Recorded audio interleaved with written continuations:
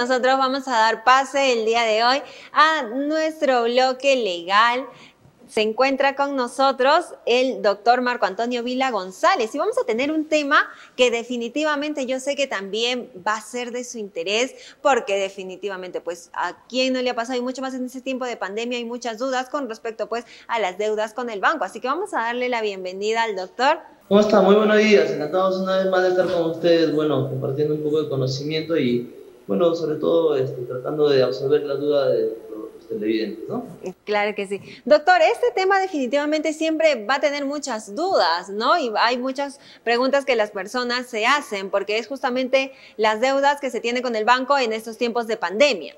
Precisamente, Dominic, vamos a ser sinceros, el Estado ha hecho un pequeño, realmente pequeño esfuerzo para poder contraplacar el tema de las deudas durante el tiempo de cuarentena o pandemia, ¿no?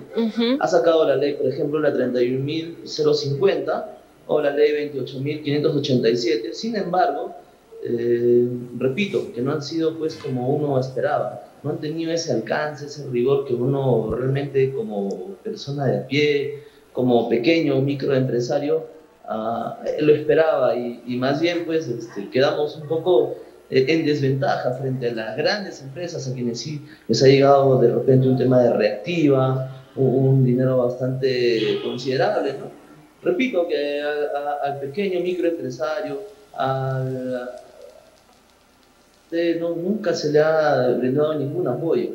Entonces, tal es así que mientras nos encontrábamos en cuarentena, precisamente cerrados en casa, no hemos podido muchos, sobre todo trabajadores independientes, poder acceder a un beneficio que le permita sustentar el tema del pago frente a las deudas que tenían con el banco. Tal es así que a la fecha, ya prácticamente después de poco más de un año, muchas personas se están viendo perjudicadas. Garantías mobiliarias, quitarle casa, carro, y lógicamente eso pues es un desmedro para el ambulante, el comerciante, el microempresario de a pie que no ha tenido un apoyo, ¿no? Claro, y ahí justamente viene, pues, doctor, la primera pregunta que las personas se realizan constantemente es si les conviene hacer una reprogramación de la deuda. Bien, precisamente, Dominic, como les comentaba al inicio de esta intervención, la ley 31.050 que sacó el gobierno permitía que se les haga reprogramaciones, más no refinanciaciones. Quiere decir que se hagan reprogramaciones, pero que no tengan ese interés de ampliar la deuda mucho más de lo que normalmente se estila, ¿no? Entonces, para ello tenemos que entender que es una reprogramación y una refinanciación. La refinanciación, pues, nos califica mal en el sistema y nos incrementa la deuda considerablemente, puesto que el interés más el capital se vuelven a recapitalizar. Entonces, nuestra deuda crece en el banco. Sin embargo, se ha visto por conveniente que los bancos ahora mismo hagan esto, una reprogramación, más no una refinanciación, pero que visto en el campo, las reprogramaciones tienen absolutamente la misma figura que la refinanciación. Quiere decir que los bancos, en algunos casos hasta unilateralmente, han reprogramado sus deudas sin la participación del cliente del banco, y han elevado considerablemente los intereses. Entonces, ese tema al día de hoy ya viene siendo un perjuicio, porque si por ejemplo alguien sacaba 10.000 soles, refinanciaba, y esa deuda podría subir hasta las 12.000 o 15.000 soles tranquilamente, incluidos los intereses. Volvía a refinanciar y esa deuda ya hasta se duplicaba, dependiendo de la tasa de interés, ¿no? Nos estaba entonces comentando, y también quería, por favor, nos habían llamado también para dejarnos una pregunta, es la siguiente. Pues nuestra televidente nos informa, ¿no? Le tocaba pagar la deuda o la cuota, perdón, del préstamo el 5 de agosto y lo ha pagado recién el día de hoy, que es 6 de agosto. ¿Es justo que el banco le esté cobrando una penalidad de 100 soles? ¿Esto es correcto? ¿Está dentro de la ley? Lamentablemente debo manifestar que en algunos casos sí está correcto, toda vez que existen productos, sobre todo la figura que me comentas ahora mismo, es muy clásica en las tarjetas de crédito y no más bien en los préstamos. Las tarjetas de crédito basta que nos atrasemos un día, horas, pasada la fecha pactada, y ya nos cobran penalidades, ¿no? Sin embargo, los préstamos, hay que también entender que entre préstamo y crédito existe una diferencia. Los préstamos no tienen tanta severidad al momento de cobrar estas penalidades. Los préstamos únicamente cobran un interés moratorio que por día asciende dependiendo, ¿no? Al tipo de cambio que no creo que sea más de 2, 5 soles por día, exagerando en el peor de los casos. En cambio, en los créditos, tarjetas de crédito, ahí sí tenemos penalidades de 50, 100, 200, también dependiendo del tipo de tarjeta y el servicio que hayan obtenido en beneficio, ¿no? Doctor, la televidente nos está comentando que es una cuota de un préstamo y que, bueno, en realidad solamente es un día, ¿no? Que pues se ha retrasado. ¿Qué es lo que tiene que hacer en todo caso? Nos comenta. ¿Qué es lo que tiene que hacer ella? ¿Cuál es el procedimiento que tendría que realizar? Precisamente, en un primer término tendríamos que revisar el contrato que la señora hizo con el banco, ¿no? En referencia a este préstamo y ver si precisamente en el contrato aceptó ella pagar esta penalidad, que para ser sincero yo dudo mucho que producto de un préstamo pues cobren penalidades por encima de... sería interesante poder revisarlo y si es necesario enviar un escrito al banco que está haciendo este abuso y bueno, definitivamente pues exigir que no se nos venga haciendo cobros indebidos, ¿no? Claro, entonces ahí está también, y además también recuerden que pueden confiar también en estudios de abogados BIB para cualquier trámite legal que puedan necesitar. Doctor, otra de las preguntas también es pues si estas deudas que uno tiene con el banco prescriben en algún momento. La prescripción normalmente corresponde a los 10 años, ¿no? Sin embargo, cuando tenemos deudas con garantía, llámense garantías mobiliarias o garantías hipotecarias, en ese sentido, las deudas tienen un mayor plazo de prescripción. En realidad, la exigibilidad sí se termina a los 10 años, pero la deuda siempre va a estar vigente. Es decir, los bancos debidamente fiscalizados por la DSBS tienen bastante protección de esta entidad, ¿no?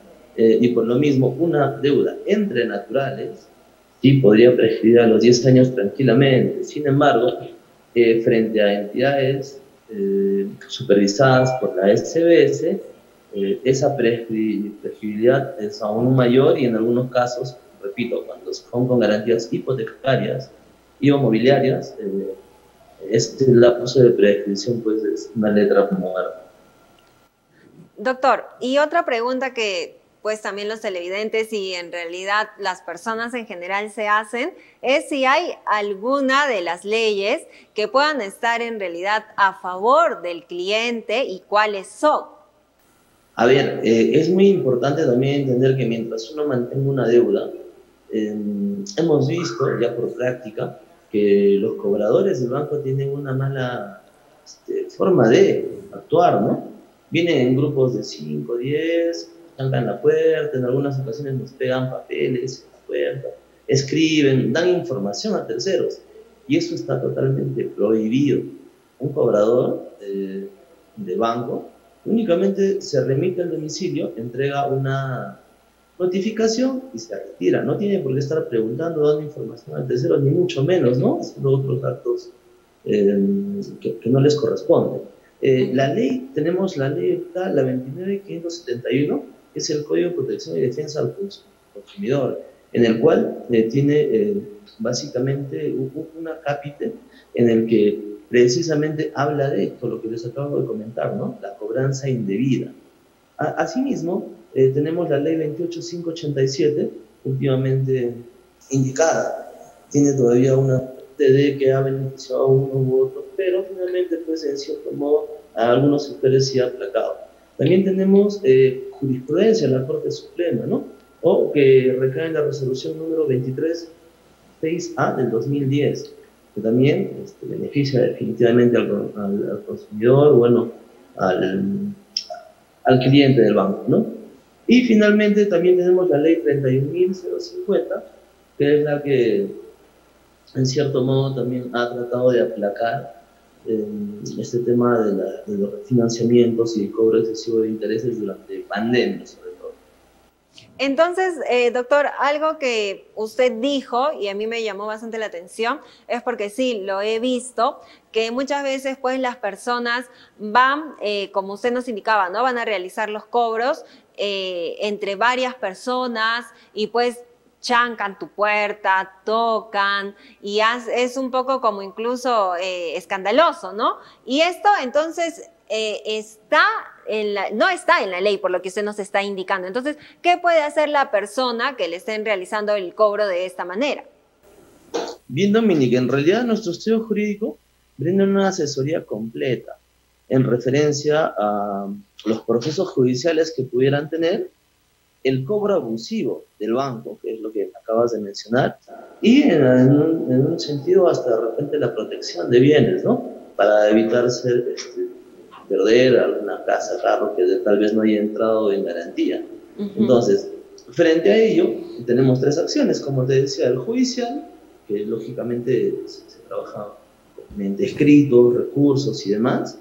Lo otro que es la cobranza previa, escandalosa, que normalmente los bancos realizan, y creo que no solo en Huancayo, sino que en todo el Perú, que la manejamos mediante cartas notariales, indicando al banco que no está actuando dentro de sus funciones, sobre todo sus cobradores, y que si esto persiste, lo podemos reclamar ante Indecopi, toda vez que es el ente encargado de velar por la defensa del consumidor, ¿ya? Y por otro lado, como vuelvo a repetir, el tema de la protección de bienes para evitar o perder algún bien en proceso judicial y otros, ¿no?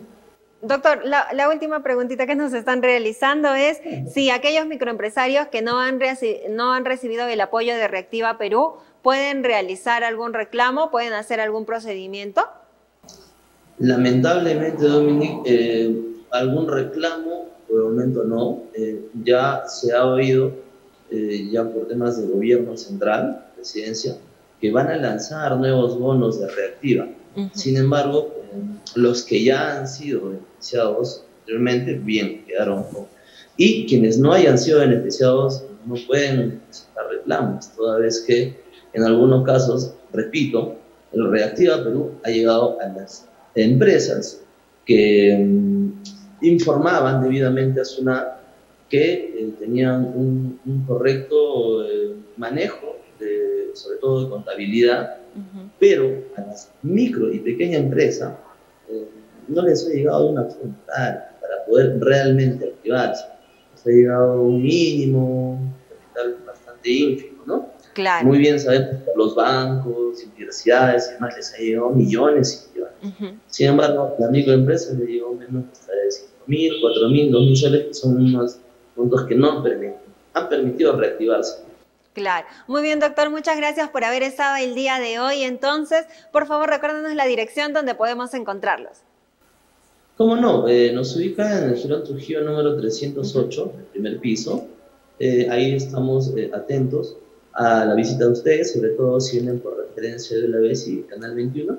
Estaremos siempre dándole un pequeño cuento en nuestra asesoría, ¿no? Los teléfonos son el 945-915302 y el 962-2203. Muy bien, muchas gracias, doctor. Que tenga un lindo fin de semana. Gracias, encantado. Buenas tardes. Hasta luego.